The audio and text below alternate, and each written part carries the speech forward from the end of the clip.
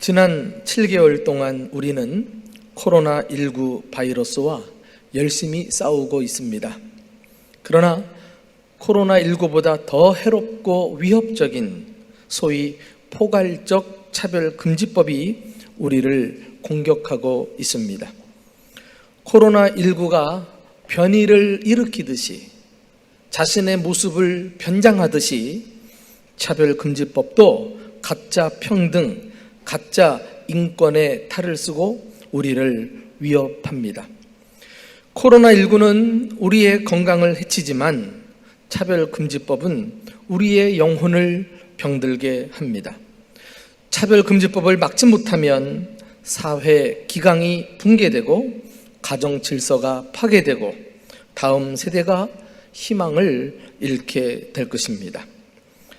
차별금지법은 단순히 법 하나를 제정하는 차원으로 끝나지 않습니다.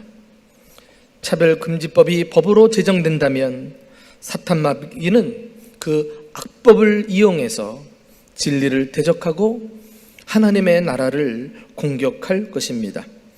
그러므로 차별금지법 제정을 막아내기 위한 몸부림은 우리 그리스도인에게 있어서 영적인 싸움인 것입니다. 결코 뒤로 물러설 수 없는 홀리 워, 거룩한 전쟁, 곧 성전입니다. 우리는 이 성전에서 이기기 위해 무엇보다도 우리의 공격 대상인 차별금지법을 바로 알아야 하겠습니다. 감정을 앞세워 흥분하기보다 냉철한 이성을 사용하여 참과 거짓을 분별해야 합니다. 적에 대한 바른 지식이 있어야 효과적으로 대처할 수 있을 것입니다. 안타깝게도 의외로 많은 사람들이 말합니다. 차별금지법은 차별을 하지 말자는 것인데 그거 좋은 거 아닙니까? 왜 교회 다니는 사람들이 반대하는지 모르겠어요. 혹 여러분들도 들어봄직한 말일 것입니다. 그러나 차별금지법의 속내를 들여다보시면 그렇게 말하는 사람들조차도 결국에는 차별을 당하게 된다는 사실을 모르고 있습니다. 차별금지법은 다수의 선량한 사람들을 차별하여 많은 사람들에게 피해를 끼치는 악법입니다. 그래서 소위 차별금지법을 나중에 살펴보겠습니다만은 역차별법이라고도 하지 않습니까? 이제부터 차별금지법의 실체에 대해서 말씀을 드리고자 합니다. 나는 처음에요, 이 차별금지법이 우리나라 헌법에 한두 줄 정도로 어떤 법 조문을 추가하는 정도인 줄 알았어요. 그런데 놀라지 마십시오. 최근에 정의당에서 법으로 제정하기 위해 발의한 이 차별금지법의 내용을 보면은요, A4 용지로 무려 27페이지나 됩니다. 그런 굉장히 방대한 내용의 법 조문이 바로 차별금지법입니다. 그 내용 중에 이제 우리가 몇 가지를 살펴보면서 왜 차별금지법 제정을 반대해야 하는지 함께 생각하고 싶습니다. 첫째로 차별금지법은 사회적인 합의를 무시한 그런 법이기 때문에 찬성할 수 없습니다. 차별금지법 안에는 차별금지의 소위 영역이라 그럴까요? 그 범위들을 다음과 같이 열거해 놓았는데 제3조 금지 대상이 되는 차별의 범위라는 항목을 함께 좀 들여다보실까요? 이 법에서 차별이란 합리적인 이유 없이 성별, 장애, 나이, 언어, 출신 국가, 출신 민족, 인종, 국적, 피부색, 출신 지역, 용모 등 신체 조건, 혼인 여부, 임신 또는 출산, 가족 및 가구의 형태와 상황, 종교, 사상 또는 정치적 의견, 형의 효력이 실현된 전과, 성적 지향, 성별 정체성, 학력, 고용 형태, 병력 또는 건강 상태, 사회적 신분 등 이하 성별 등이라 한다를 이유로 다음 각 후의 어느 하나의 영역에서 특정 개인이나 집단을 분리, 구별, 제한, 배제, 거부하거나 불리하게 대우하는 행위를 말한다. 이렇게 해 놓았습니다. 그런데 이런 것들은 이미 헌법에 차별금지법에 관한 법률이 각 항목마다 개별적으로 마련되어 시행되고 있습니다. 장애인 차별금지법, 장애인 차별해서는 안 된다는 거예요. 신체 조건을 가지고, 병력을 가지고는 차별하면 안 된다는 거죠. 또 고용상 연령차별금지법, 고용하는 데 있어서도 나이 때문에 차별해서 안 된다는 것이죠. 양성평등기본법, 남성, 여성 이런 성의 문제를 가지고 차별해서도 안 된다는 거예요. 왜? 인격이 같으니까. 그리하여 남녀 고용 평등법, 남성과 여성이나 고용하고자 할 때 차별을 두어서는 안 된다, 이런 것 아니겠어요? 문화 다양성법, 문화가 다르다고 해서 또 나와 다른 사람을 차별해서 안 된다는 것입니다. 외국인 고용법, 외국인도 차별하지 말고 고용해야 한다는 것이죠. 교육기본법, 교육에 있어서 차별을 두면 안 돼요. 누구나 똑같이 교육을 받을 수 있는 기회를 제공하고, 근로기준법, 우리 근로자들을 차별대에 대하면 안 된다는 거예요. 자, 이렇게 법적인 장치가 잘 마련되어 있는데 혹이라도 이 개별적인 차별 법규가 부족하다면은 법을 보완해 가지고 시행하면 될 일입니다. 그런데 보시다시피 이 모든 대상들을 쭉 열거해 놓고 포괄적으로 적용하기 위한 법이라면은 그 내용이 역시 세부적이지 못하고 부실할 수밖에 없어요. 결국 법 시행 과정에서 혼란과 피해는 고스란히 국민들의 몫일 수밖에 없는 것입니다. 차별을 그 많은 항목들을 아까 살펴본 대로 말하면 한 23가지가 되거든요.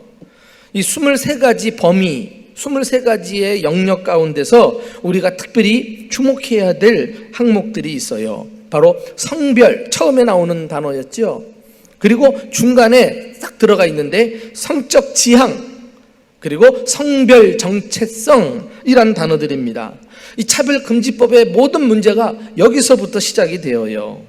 이런 것들도 법으로 차별하지 못하게 하겠다는 거 아닙니까?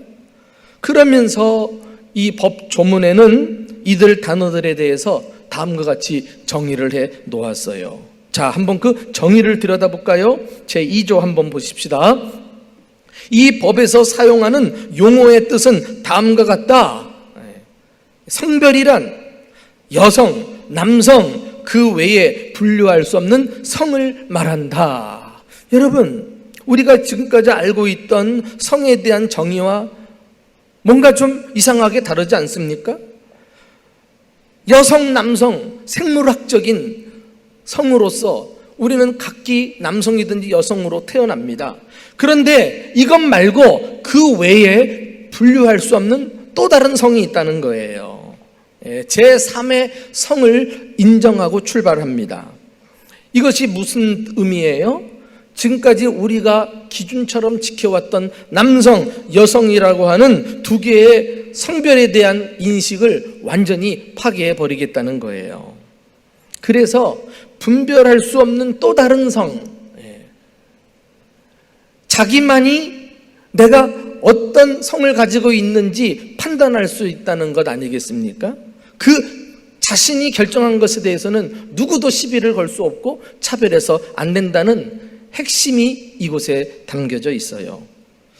여기서부터 차별금지법의 모든 문제가 출발을 합니다. 저는 이 법을 들여다보면서 어떤 생각이 탁 떠올랐냐면은 마치 우리 예수 믿는 사람들은 창세기 1장 1절 처음에 태초에 하나님이 천지를 창조하시니라 대선언이 있고 그리고 성경이 쭉 기록되잖아요. 그 1장 1절은 하나님의 유일신 하나님, 또 창조하신 하나님, 그분이 이 세상 나라를 다스리고 우주를 섭리하신다는 아주 구체적인 의미를 함축하고 있는 선언이 아니겠습니까? 그런데 그와 같이 여기 성별이란 여성, 남성, 그 외에 분별할 수 없는 성을 말한다 딱 선포해 놓고 거기에 준하는 다른 법들이 이제 다 따라오는 것을 봐요. 그런데 우리 하나님께서는 인류를 창조하시고 창세기 1장 27절 28절에 뭐라고 말씀하셨어요? 하나님께서 자기 형상 곧 하나님의 형상을 따라 사람을 창조하시되 뭐라 그랬어요? 남자와 여자를 창조하시고. 하나님께서 창조하신 성은 두 가지밖에 없어요. 그들에게 복 주시되 뭐라고 말씀하셨습니까? 생육하고 번성하고 땅에 충만하라. 남성과 여성이 가정을 이루어 그들을 통해 이 땅에 생육하도록 하는 것이 하나님의 목적이었으며 그런 가정을 하나님께서 축복하시겠다는 것 아니겠어요? 그러나 하나님의 이런 뜻과 전혀 상관없이 남성과 여성 외에 분별할 수 없는 성을 또 강조하고 있어요. 이것은 하나님의 말씀에 대한 반역이라고 할 수 있어요. 인간이 어떻게 하면 하나님의 뜻을 따르지 않으려고 하는 그런 의도를 여기서 엿볼 수 있습니다. 자, 이런 맥락을 가지고 그 다음에 이제 성적 지향을 어떻게 정의하고 있는지 한번 보실까요? 성적 지향이란 이성애, 동성애, 양성애 등 감정적, 호의적, 성적으로 깊이 이끌릴 수 있고 친밀하고 성적인 관계를 맺거나 맺지 않을 수 있는 개인의 가능성을 말한다. 예, 성적 지향이라는 단어를 그 항목 가운데 슬쩍 끼워 놓았습니다. 정상적인 사람은 남녀 간에 이성의 남성과 여성이 사랑하고 가정을 이루는 거 아니겠어요? 연애하는 거 아니겠어요?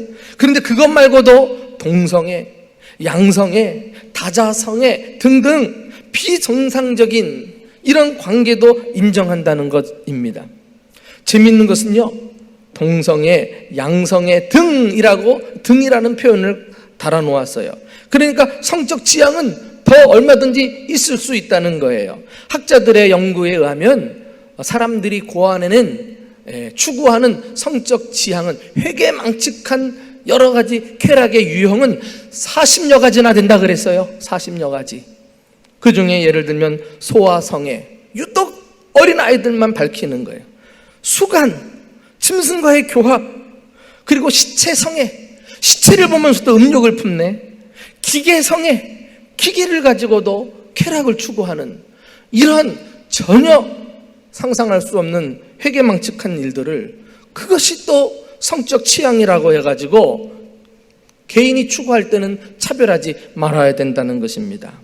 이런 성향에 대해서 비난하거나 잘못됐다고 말해서는 안 된다는 것이죠. 자, 그 다음 나오는 단어가 뭐예요? 성별 정체성을 또 어떻게 정의하고 있는가 보세요. 성별 정체성이란 자신의 성별에 대한 인식 혹은 표현을 말하며 자신이 인지하는 성과 타인이 인지하는 성이 일치하거나 불일치하는 상황을 포함한다 그랬어요. 그러니까 자신의 생물학적인 성과 상관없이 또 남들이 나를 보고 너는 남자야 여자야 말하는 것과 상관없이 중요한 것은 자신이 생각하는 성이 진정한 성 정체성이라는 거예요. 이제는 굳이 성전환 수술을 안 해도 나는 남자인 것 같다, 여자인 것 같다, 그러면 그것이 성이 결정된다는 것이에요. 그것을 인정해 줘야 된다는 거 아닙니까?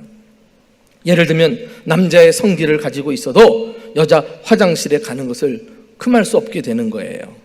남자처럼 보이는 사람이 여자 화장실에 들어왔다고 놀래가지고 신고할 수도 없어요. 신고하면 도리어 차별금지법에 딱 걸리게 됩니다.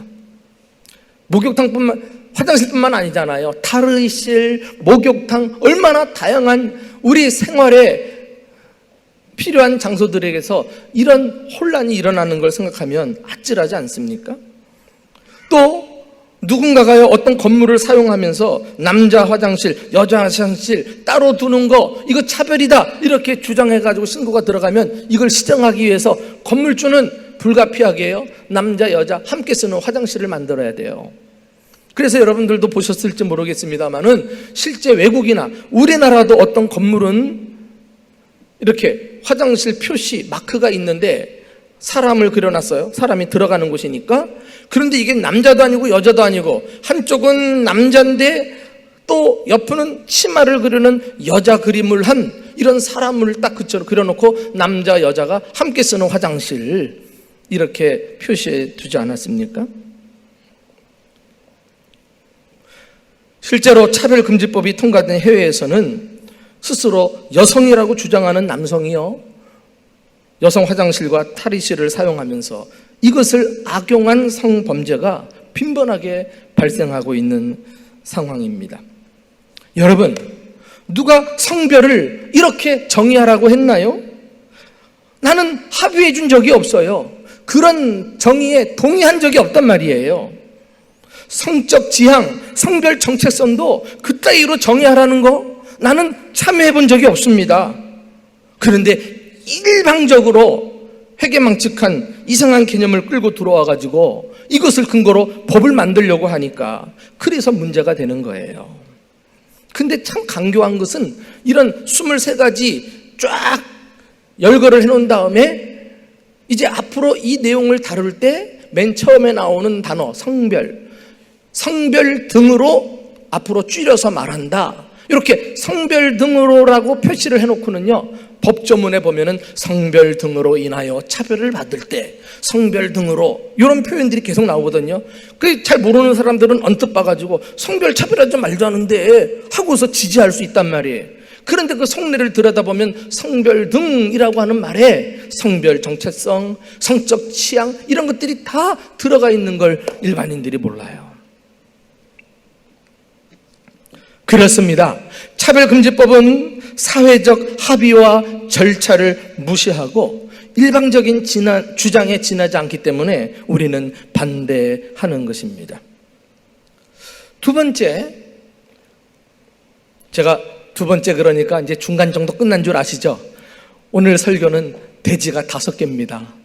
언제 우리가 대지를 한번 들어보겠어요. 그러나 이것은 우리 사활과 우리 신앙 양심과 하나님의 말씀에 반하는 그런 잘못된 일이기 때문에 우리가 이런 시간에 함께 경청해 둘 귀한 일이라고 생각을 해요.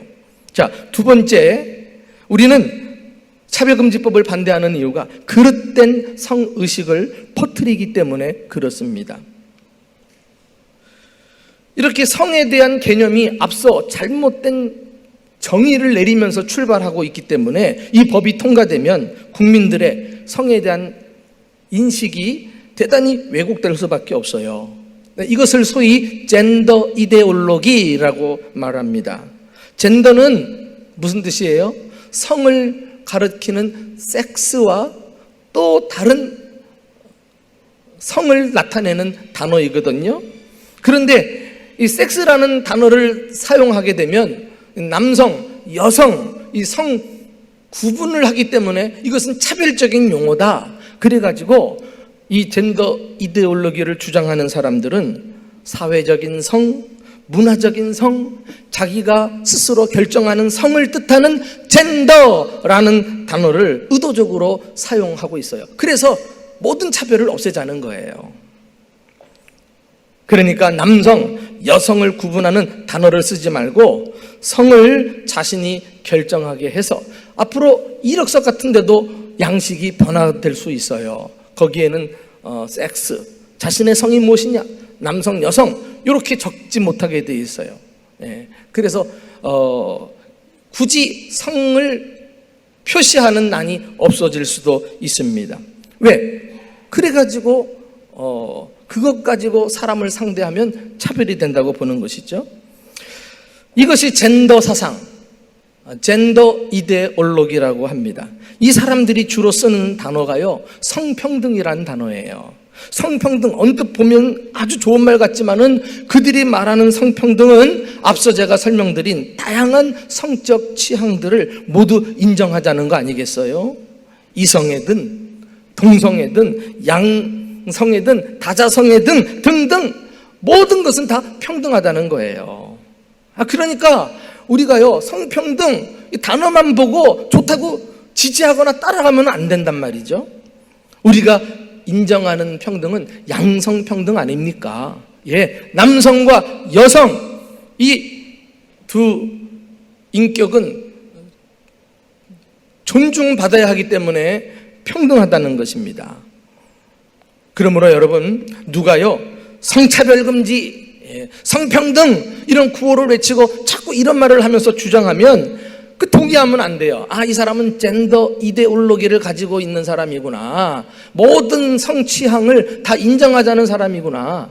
실제로 말이죠, 작년에는 대전시 시의회에서 어떤 시의원이 그 조례를 만드는 데 있어서 성평등 조례를 이제 법으로 만들겠다고 발의를 했어요. 그래가지고 저를 비롯해서 각 교회들이 다 들고 일어나가지고 시의회 앞에서 데모를 하지 않았어요? 시의원들을 각각 만나면서 이런 것 조례를 통과시키면 안 된다고 설득하고 그래서 나중엔 최종적으로 그 법이 통과가 안 됐어요. 여전히 대전시 조례에는 양성평등을 인정하는 문구가 돼 있어요. 그런데 이것이 또 어느 순간에 어떤 사람이 성평등으로 바꾸자고 해가지고 계속 법으로 올라올 수 있기 때문에 우리가 예의주시하고 있는 것 아닙니까? 이렇게 젠더 이데올로기는 기존의 남성, 여성으로 구분된 성 개념을 무너뜨리는데요. 더 심각한 문제는 이 차별금지법이 통과가 되면은 유치원, 초등학교, 중고등학교, 대학교 모든 교육기관에서 우리 자녀들에게 젠더 이데올로기에 근거한 성교육을 가르치게 됩니다. 그러면 어떻게 되겠어요? 자라는 자녀들이 자신의 성 정체성에 대해 혼란을 겪게 되는 거예요. 남자로, 여자로 각각 태어났음에도 불구하고 나는 누군가, 이런 부분으로 아이들이 성장을 하게 되면 건강한 그리고 건전한 시민으로 자랄 수 있겠느냐 말이에요. 또 더 큰 문제는 이 젠더 이데올로기를 주장하는 사람들의 아주 무서운 전략이 소위 조기 성애화 교육이라고 말하는데요. 어릴 때부터 성애에 대해서 눈을 뜨게 해가지고 어떤 권위나 체제에도 억압받지 않는 자율적인 인간, 자유로운 인간을 만들어야 한다는 거예요. 그래서 학교에서 아이들을 상대로요, 그 교과 내용이 매우 노골적으로 성관계와 성행위에 대해서 가르치게 됩니다. 이들이 말하는 자율은 책임지는 자율이 아니라 방종과 탈선을 부추기는 무책임한 자율이라는 사실을 알게 됩니다. 실제로 스웨덴 위생국, 우리나라로 말하면 보건복지부인데요, 학생들을 대상으로 한 성교육 20년 후에 경과보고서를 냈는데 이 내용을 보면은 조기 성애화 교육의 폐해가 얼마나 끔찍한지 단번에 알 수 있어요. 놀라지 마십시오. 14세 소녀의 임신이 900%, 이 900%는 9배로 증가했다는 거예요. 9배로. 15세 이하 소녀의 낙태가 260% 증가, 14세 이하 아동들의 성병이 900% 증가, 청소년 성범죄가 500% 증가한 것으로 나타났어요.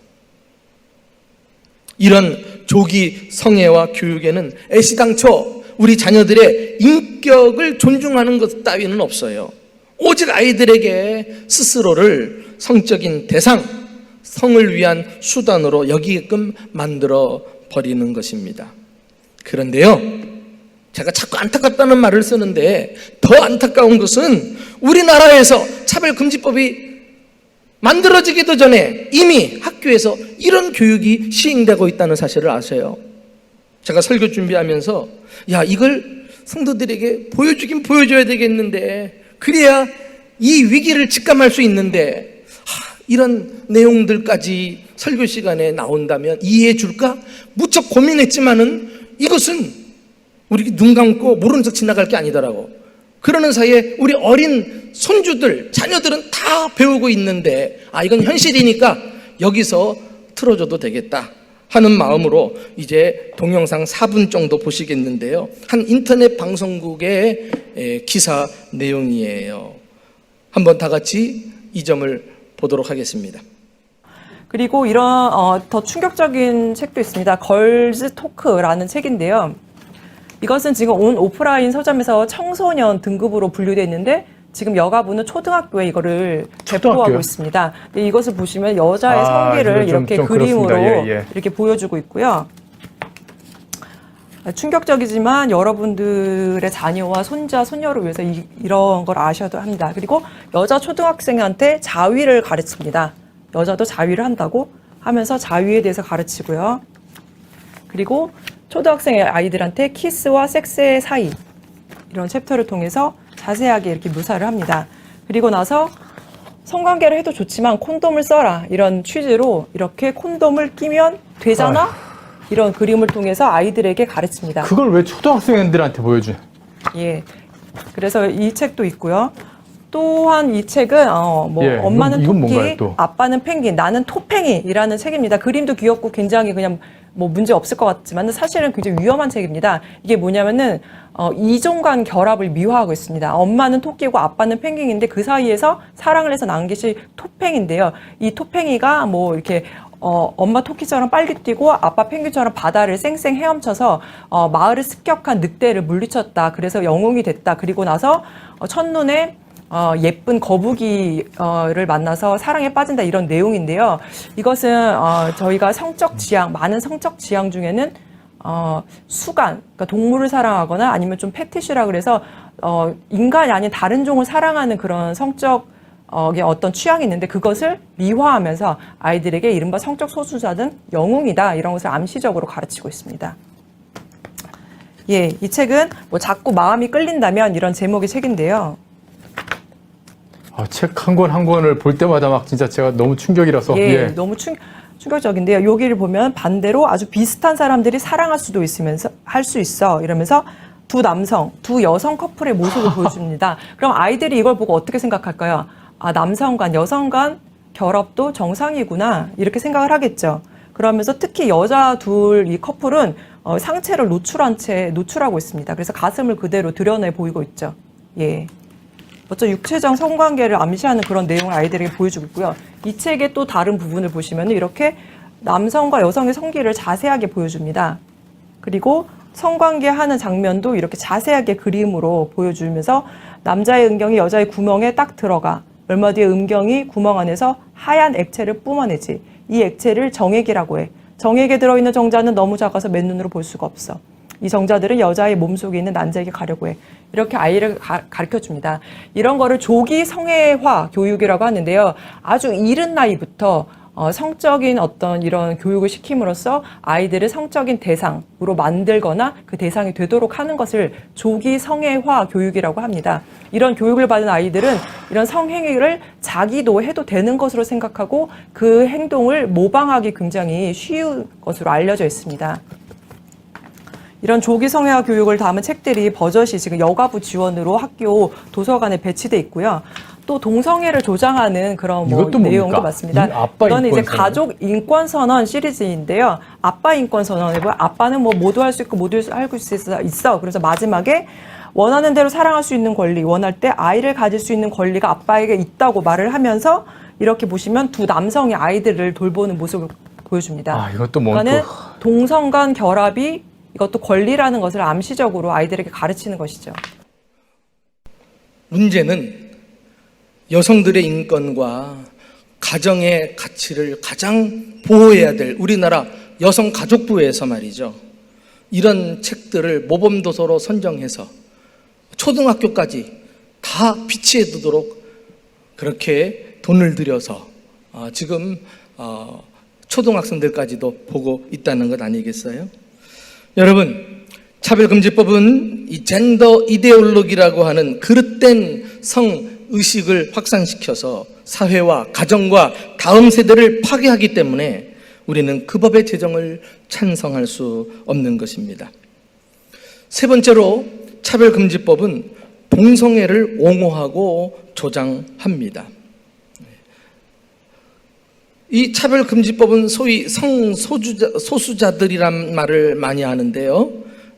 게이, 레즈비언, 게이는 남자 동성애자들, 레즈비언은 여자 동성애자들 아니겠어요? 이들을 보호한다는 명목하에 결국은 우리 사회에 동성애를 옹호하고 조장하는 합법적인 길을 열어놓게 되는 것입니다. 사랑하는 교회 여러분, 우리는 성소수자들의 인권을 존중해요. 그들도 우리와 같은 시민으로서 보호를 해줘야 하는 것 우리도 알고 있습니다. 그러나 그 인격이 평등하다는 것을 이유로 해서 그들의 잘못된 행위까지 법으로 보장해 줄 수는 없는 거 아니겠어요?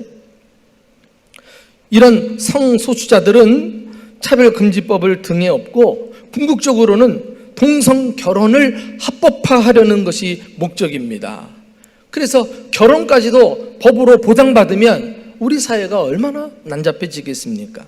이미 우리는 전국 각 도시마다 해마다 개최되는 퀴어 축제, 동성애자들 모여서 하는 퀴어 축제를 우리가 경험하고 있잖아요. 이렇게 동성애 문화가 우리 사회에 깊숙이 들어와 있습니다. 박원순 시장이 자살을 하고 그 이전에 이미 서울시 광장 앞에서 퀴어 축제를 신청한 것을 승인을 해줬잖아요. 이 코로나 난리법석인데 어떻게 다른 것은 제지하고 예배조차도 비대면으로 하라고 하면서 어떻게 그 위험스러운 상황 속에 이 사람들 마음껏 축제할 수 있도록 허락을 해주느냐. 그래서 청와대에 승인을 폐지하는 요청도 올라와 있어요. 여러분들이 관심 있으면 좀 올라가서 동의를 좀 해주시면 좋겠어요. 그러면서 그 박원순 시장은 자기 최측근 옆에 특별 보좌관으로 소위 젠더 특보를 두고 있었잖아요. 젠더 특보. 이런 젠더 이데올로기에 근거한 성평등 우리 서울 시민에게 어떻게 적용할 수 있을까? 이런 것들을 연구하고 조력하는 그런 보좌관까지 두었던 것입니다. 성소수자들은 결코 약자들이 아니에요. 어느새 강력한 세력으로 우리 사회와 다음 세대에게 다가와가지고 얼마나 해로운 영향을 끼치고 있는지 모릅니다. 동성애는 성적으로 부도덕한 죄예요. 변태적인 쾌락을 추구하는 마음의 질병이라고 할 수가 있어요. 이 동성애는 세기 말 사회가 가장 부패하고 타락한 징조로 나타나는 범죄입니다. 그래서 역사적으로 동성애가 급증할 때는 하나님께서 그 역사와 그 사회와 그 도시를 여지없이 심판하신 적이 있어요. 소돔과 고모라 성이 그렇게 해서 멸망당했잖아요. 그 안에 동성애가 아주 난무하고 있었단 말이에요. 지금 안타깝게도 한국 사회가 동성애 천국입니다. 얼마 전 이태원 코로나 사태로 블랙 수면방의 실체가 드러났잖아요. 우리 같은 일반인들은 전혀 모르고 있다가 블랙 수면방이 뭐예요? 동성애자들이 자꾸 가는 곳입니다. 근데 그게 한두 곳이 아니라 우리 사회 전역에 깔려있는 것 우리가 알게 되었잖아요. 전 세계적으로 에이즈가 감소되는 경향인데 유독 우리나라에서만 지금 급증하고 있는 거 아셔요? 그것도 청소년 에이즈 환자가 계속 늘어나고 있으니까 너무너무 안타까운 날. 이 사회 미래가 어떻게 보장받을 수 있느냐 말이에요. 2018년 통계를 보면은 우리나라 동성애자가 12,991명, 13,000명으로 통계가 돼 있어요.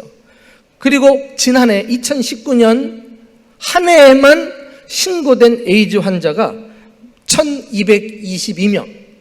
그러니까 매년마다 1,000명에서 2,000명이 계속 숫자를 보태고 있는 것입니다. 근데 이런 숫자면은 그나마 다행인데 에이즈 특성상 에이즈균에 감염이 되고서도 신고하지 않은 보균자가 이런 추세로 가면 우리 사회에 5만 명 이상일 것이라는 전문가의 추정들이 있어요. 얼마나 우리가 불안한 사회를 지금 살고 있습니까? 그게 다른 나라가 아니라 서구 사회가 아니라 우리나라라는 거예요. 이런 상황에서 전문가들은 차별금지법이 통과되면 에이즈 환자가 더 늘어날 것이라고 진단합니다. 에이즈 환자는 치료를 다 나라에서 무상으로 해줍니다. 왜? 국민들을 지켜야 하기 때문에. 근데 그 돈이 어마무시하게 들어가는데 지금 통계로 매년 7조 이상 이 에이즈 환자들 치료하는데 들어가고 있는 거 아니겠어요? 우리는 동성애를 옹호하고 조장하는 차별금지법을 반대합니다. 우리는 우리의 자녀가 동성애자가 아닌 이성애자로서 행복한 가정을 이루며 살기를 바라고 있습니다. 나는 차별금지법을 자꾸 제정하려는 국회의원들, 정치인들에게, 젠더 이데올로기를 주장하는 사람들에게 정말 붙들고 묻고 싶어요. 여가부, 국가인권위원회 수장들에게 묻고 싶어요. 당신의 자녀들에게 동성애를 강요할 수 있습니까? 감히 말하지 못할 거예요. 자기 자녀들에게도 강요하지 못할 거. 왜 전 국민들을 대상으로 이렇게 해악스러운 일들을 벌이려고 하느냐 말이에요. 너무너무 우리가 안타깝고 마음 아픈 상황 속에 살고 있습니다. 네 번째는 차별금지법은 국민의 기본권을 훼손하기 때문에 반대해요. 차별금지법은 성에 대해서만 문제가 있는 것이 아닙니다. 차별금지법의 폐단은 국민이 마땅히 누려야 할 기본적인 권리마저 심각하게 침해하고 있습니다. 기본권이 뭐예요? 모든 국민이 평등하게 자유와 권리를 누리며 사는 거 아니겠어요?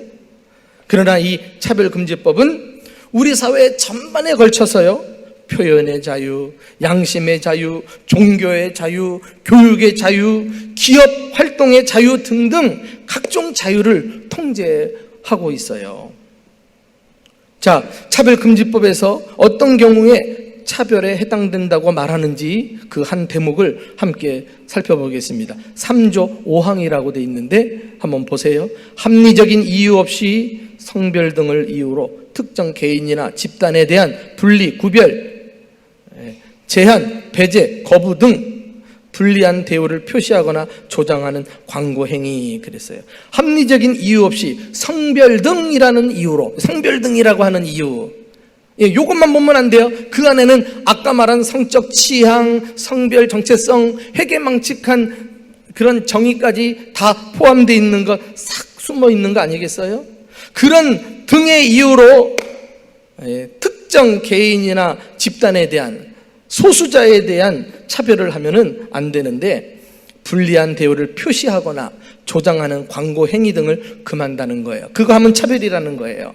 그래, 표시하는 거, 우리는 책자를 만들어서 표시할 수 있고, 저와 같이 설교 시간에 설교를 하거나 여러 가지 경우로 의사를 표현할 수 있잖아요. 그리고 광고도 할 수 있고요. 그런데 이 법이 통과가 되면은 이런 표현의 자유는 광범위하게 제한을 받습니다.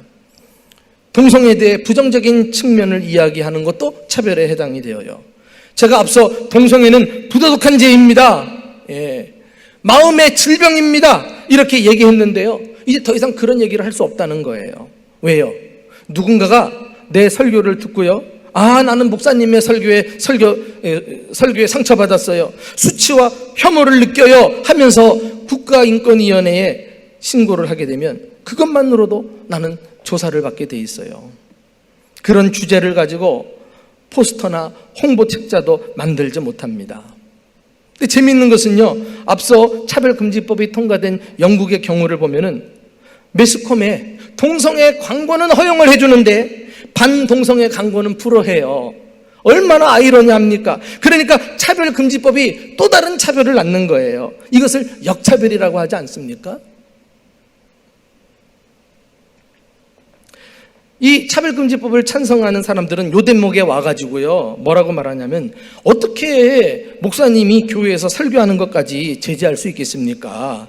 그렇게 하는 것은 지나친 해석이고 가짜 뉴스입니다. 그런 말 퍼뜨리지 마세요, 이런 얘기합니다. 실제로 국회의원들 붙들고 차별금지법에 대한 폐단을 이야기하면 목사님들이 일어나지도 않을 일을 미리 그냥 만들어가지고 가짜 뉴스 만들어서 퍼뜨린다고, 가짜 뉴스 현혹되지 말라고 이렇게 가짜 뉴스라는 말로 핑계를 대는 경우를 많이 볼 수 있어요.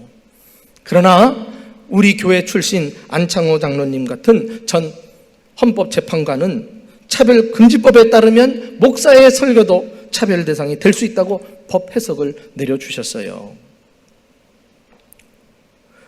이 차별금지법과는 상관이 없는데요. 지난 4월 총선을 앞두고 대전에 어떤 일이 있었냐면은 새로남 교회에서는 담임 목사님이요 성도들에게 설교하면서 여러분 성경적 가치관을 가진 사람을 뽑아야 합니다. 이 말 한마디 했다가 어떤 사람이 인터넷으로 설교를 듣고는 특정 인물을 지지했다는 이유로 선거관리위원회에 선거법 위반으로 신고를 해가지고 계속 경찰서 왔다 갔다 하고 법정 왔다 갔다 곤욕을 치렀어요. 아니 누구를 지명해서 저 사람 뽑으라고 말한 것도 아닌데 그것은 그리스도인 출마자를 뽑으라는 말이다 뭐 이렇게 해가지고는 얼마든지 거는 현실이 오늘날 우리 사회입니다. 그러니까 차별금지법 같은 법으로 제정됐다고 할 때는 얼마나 많은 경우에 우리가 어려움을 겪게 되겠느냐 말이죠.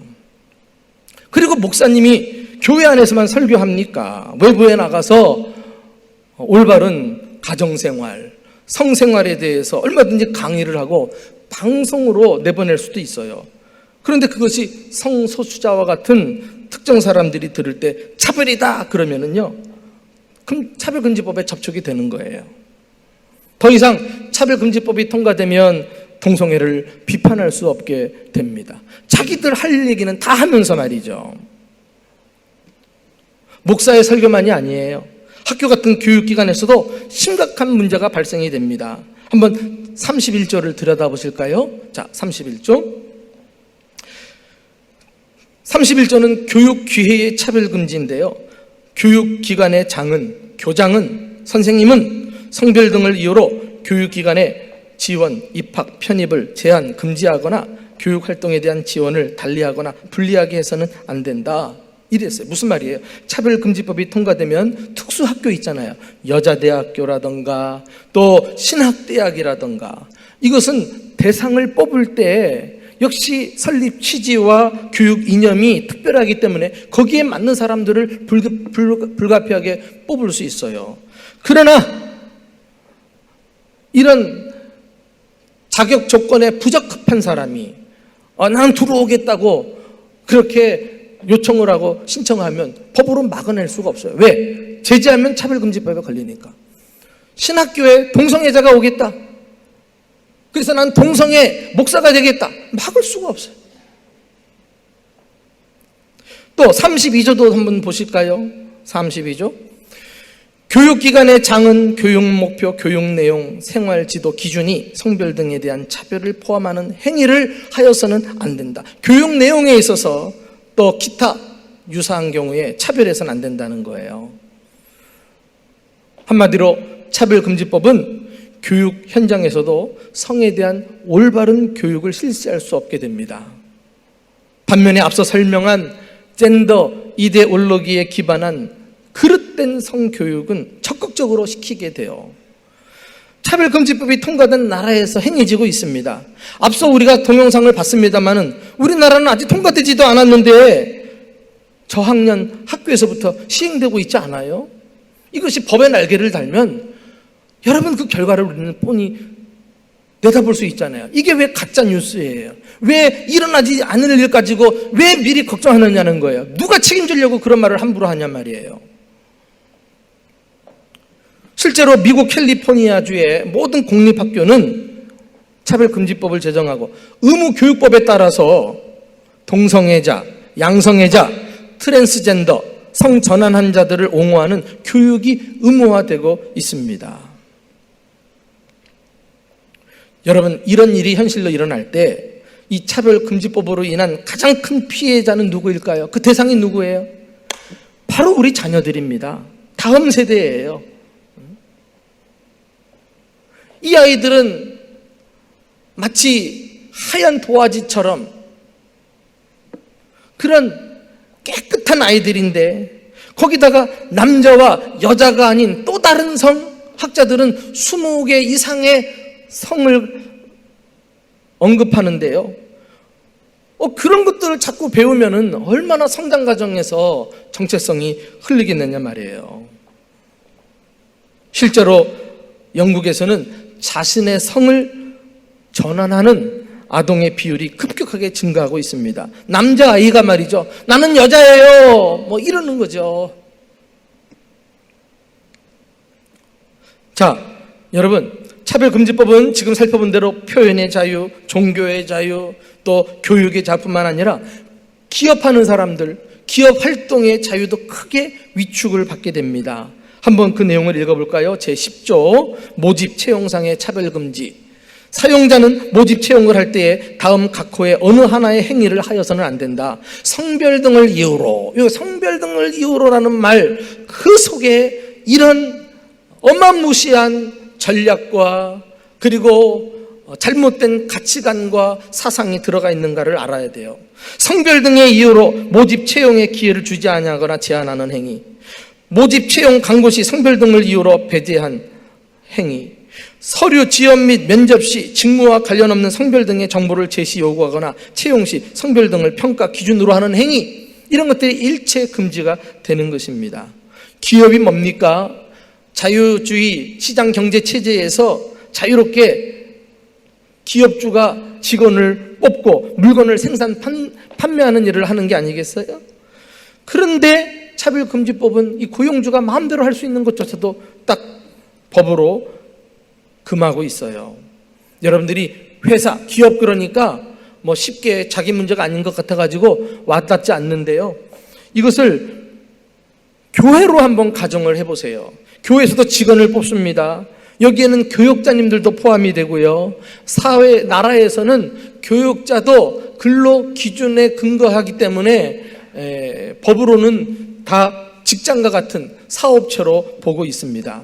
그런데 혹이라도 말이죠. 교회 안에 직원을 뽑을 때, 교육자를 뽑을 때 동성애자가 지원한다고 해보세요.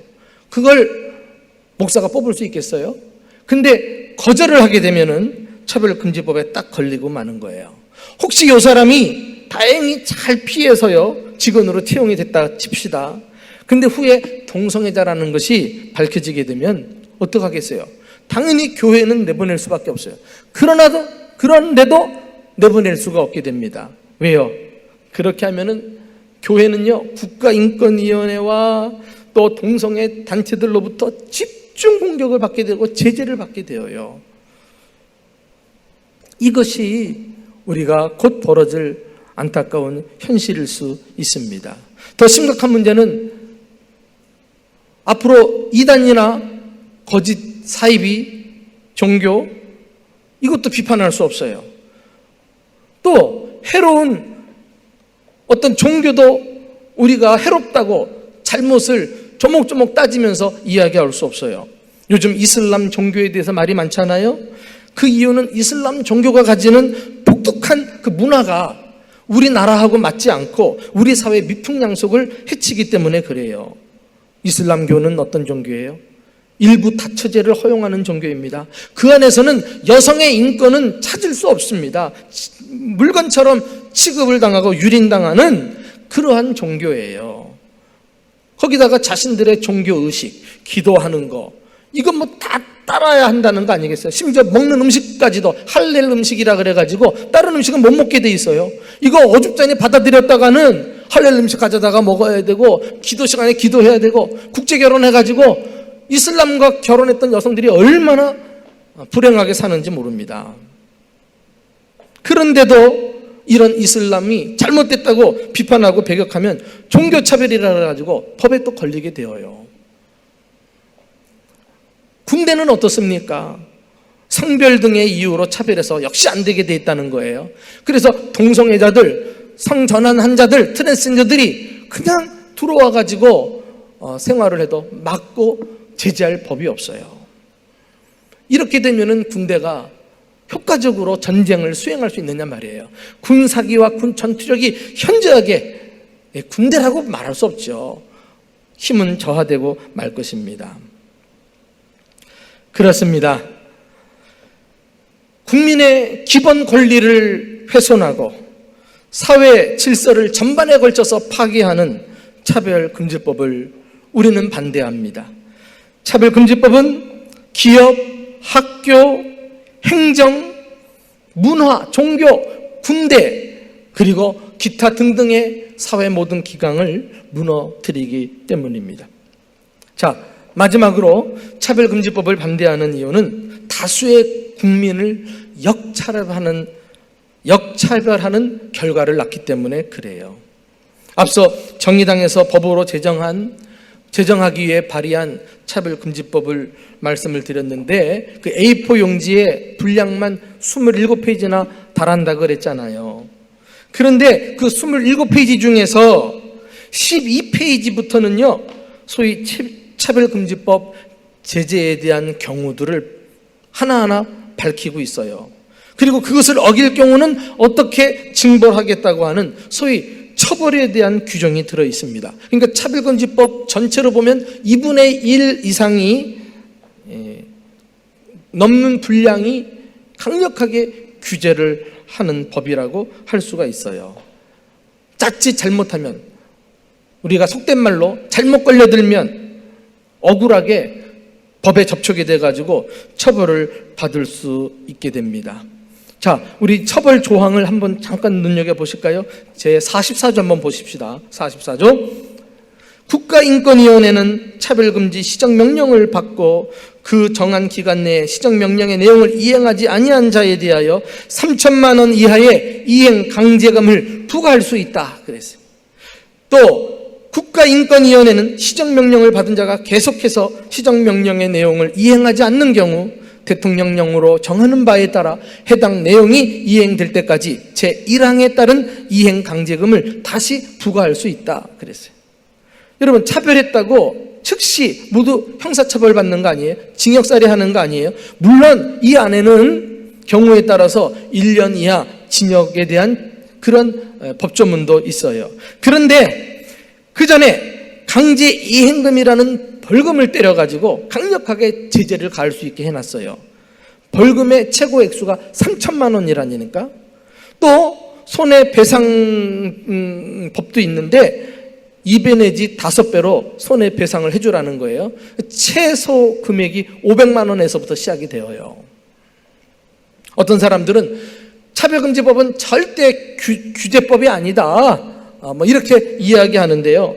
법을 아는 사람들은 이렇게 돈으로 벌금을 내는 이행강제금, 손해배상 이런 규정도 그 징벌적인 그런 규제에 해당된다고 이야기를 하지요. 그런데 요 강제 이행금 같은 이행 강제금 같은 경우를 보면은요, 권고를 받고 이행을 안 했어요. 정해진 기간을 넘겨요. 그러면 또 다시 중복해서 3천만 원을 또 부과할 수 있게 돼 있어요. 또 넘기면 또 3천만 원. 그 3천만 원에서 시작해가지고 6천만 원, 9천만 원, 1억이 넘는 개인이 홀로 감당하기 어려운 이런 제재를 가하면서 아주 그냥 끝장을 보겠다는 거 아니겠어요? 얼마나 악의가 담겨져 있는 그러한 해악인지 몰라요. 그런데 누가 이것을 집행합니까? 국가인권위원회에서. 국가인권위원회는 여러분들 알다시피 우리나라 독립기구입니다. 그러니까 단순히 권고 기능만을 가지고 있어요. 사법기관이 아닙니다. 그런데 차별금지법을 시행하는 데 있어서는 준사법기관이 돼가지고 감독, 조사, 그리고 잘못 여부를 판단해가지고 징벌하는 벌금까지 매길 수 있는 이 막강한 권한을 부여하게 해버렸어요. 그래서 차별금지법을 국가인권위원회 특별경찰법이라고 말하는 게 바로 이런 이유입니다.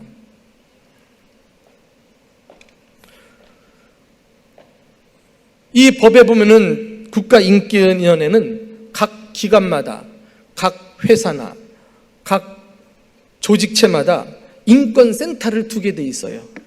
그리고 그 안에 인권 담당자를 세워가지고 이제 이 건물 안에서 이 회사에서 차별이 있는가를 감시하게 됩니다. 그래서 차별적인 발언이나 기타 제가 앞서 말씀드린 교육, 행위 등에서 이런 차별이다 신고를 딱 받게 되면 어떤 일이 일어나겠어요? 남녀노소 고발과 또 고소가 이어져 가지고 국민들 상호 간의 불신과 사회 갈등이 더 중폭되지 않겠어요? 이렇게 문제는 대다수 국민들이 이 법에 자기도 모르게 의도하지 않게 접촉되는 대상이 될 수 있다는 것입니다. 그래서 차별금지법을 아이러니하게도 역차별법이라 이렇게 말하는 것입니다.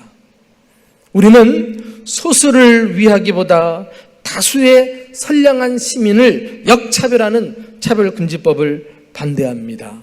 차별금지법이야말로 불평등법이요 진짜 차별법인 것입니다. 차별금지법은 평등과 인권의 이름을 가장한 악법이라고 할 수 있습니다. 자, 지금까지 경청해 주셔서 고마워요. 이제 결론에 왔습니다. 서두에서 말씀드린 대로 차별금지법 제정을 막아내기 위한 몸부림은 영적인 싸움입니다. 결코 뒤로 물러설 수 없는 거룩한 전쟁, 성전이라고 할 수 있어요. 차별금지법 제정을 막아내는 것은 하나님의 창조 질서를 보존하는 일이요, 말씀의 가치를 수호하는 일이요, 사회와 가정과 특히 다음 세대를 보호하는 일인 것입니다. 지금 이 순간에도 이 포괄적 차별금지법 또는 평등법 이름만 자꾸 바꿔가지고 법으로 꼭 관철시키려고 하는 움직임이 각처에서 집요하게 일어나고 있어요. 올해 처음만 이 싸움을 하는 게 아닙니다. 2006년도부터 국회에 발의가 돼가지고 지금이 8번째. 하나님의 은혜로 이 법이 막혀졌지만 이번에 또 막았다고 해서 다음에 우리가 방심하면 안 돼요. 한국교회가 깨어있고 하나님의 말씀으로 올바른 가치관과 기준을 가진 사람들이 역시 이 세속적인 악한 사상에 기반을 둔 차별금지법을 대항하고 맞서서 막아낼 수가 있는 것입니다. 안타까운 것은 여기 또 안타깝다는 말을 쓰게 되네. 무엇보다도 이 국민의 인권을 보호해야 할 국가인권위원회가 더 앞장서서 이 일을 주도하고 있네요. 여성과 가족을 보호해야 할 여성가족부가 더 적극적이에요. 더 아이러니한 것은 그 기관의 수장이 여성이라는 거 아니에요?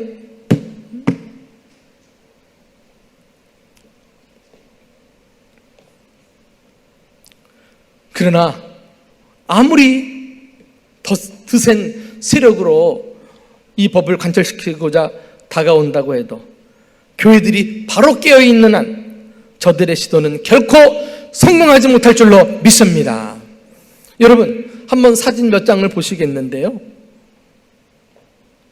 한번 첫 번째 사진 보여주시겠어요? 지금 이곳은 지난 18일 화요일 날 세종시에 위에서부터 내려온 국가인권위원회 차량이에요. 거기에 차별금지법을 제정하라 하면서 캠페인을 도시마다 다니면서 하고 있는 것 아니겠어요? 저 형형색색의 다양한 그림들, 이런 다양함을 차별하지 말라는 거죠. 성적 취향, 성별 정체성 다 인정하라는 거예요. 또 한 장 넘겨보세요. 차에서 내려가지고는 저렇게 현수막 치고 말이죠. 피켓 들고 차별금지법, 촉구, 결의 뭐 이렇게 자꾸 운동을 합니다. 그러니까 이걸 모르는 일반 시민들은 속수무책 다 넘어가고 이걸 배우지 않는 신자라도 자기도 모르게 동의하게 되는 거죠. 그런데 그 맞은편에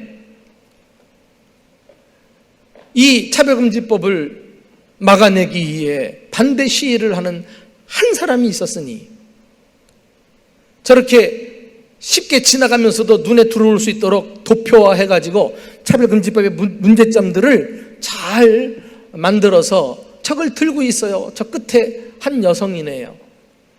저분을 제가 잘 아는데 저분이 누구냐면 대전의 학부모회 대표세요. 저분이 저런 일 한다고 우습게 보지 마세요. 저분은 국문학 박사입니다. 학교 선생님이셨는데 교과 내용이 너무너무 아이들을 정서적으로 해치고 가정을 파괴하고 너무 잘못된 내용이 많아가지고 이제 학교 교사를 내려놓고 학부모 대표로서 저 운동을 앞장서 하고 있어요. 앞서 우리가 읽었던 성경 중에 이 소돔성은 동성애로 가득 찼던 도시였습니다. 하나님은 그 성을 심판하시려고 하시는데 아브라함이 가로막았잖아요. 왜요? 그 안에 자기 롯과 그의 가족들이 살고 있었기 때문에 그래요. 그리고서는 하나님, 저 안에 50명 있으면 살려주시겠습니까? 45명은요? 40명은요? 30명은요? 20명은요? 아무리 주님 앞에 설득해도 의인이 없어요. 그 나중에 10명이라도 있으면 봐주세요. 내가 10명만 있어도 이 성을 멸하지 아니하리라. 소돔성은 의인 10명이 없어 불로 심판받은 도시예요. 근데 이게 소돔성으로 끝나겠느냐 말이에요. LG가 창궐한 우리나라, 우리 사회를 주님께서 보실 때, 그 안에 의인을 찾으실 때, 주님 그 기준에 들지 않을 때 우리 미래는 어떠할까요?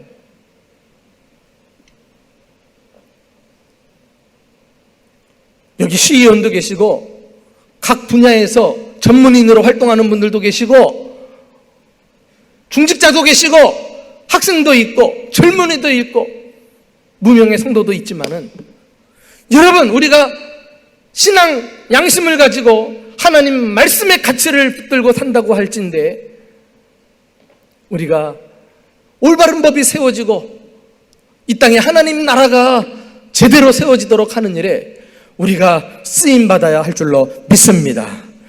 우리 교회를 비롯해서 대전에 2,500교회가 차별금지법을 막아내는 일에 앞장서야 하겠습니다. 대전 이곳에서부터 거룩한 의인의 불씨가 전국의 사방팔방으로 퍼져나가서 이 나라를 살리고 우리 사회를 더 건강하게 만드는 아름다운 열매들을 거두시기를 예수님의 이름으로 축원합니다. 이제 설교는 마쳤는데요, 여러분들 지금까지 들은 내용을 요약 겸 해가지고 5가지 확인하고 마치겠습니다. 왜 우리는 포괄적 차별금지법 혹은 평등법을 반대하는가? 5가지라 그랬죠? 첫째, 자, 다 같이 시작. 차별금지법은 사회적인 합의를 무시하고 절차를 뛰어넘어 일방적으로 제정하려는 법이다. 둘째, 시작. 차별금지법은 그릇된 성의식을 퍼뜨린다. 젠더 이데올로기라고 하는 그릇된 성관을 가지고 우리 어린 자녀들로부터 교육하고자 하는 그런 일들을 우리는 허용할 수 없어요. 세 번째, 시작.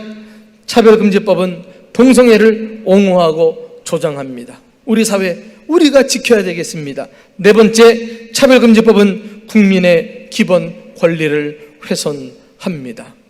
5번째, 차별금지법은 다수의 국민을 역차별하고 선량한 사람을 제재하는 이런 법이므로 우리는 찬성할 수 없습니다.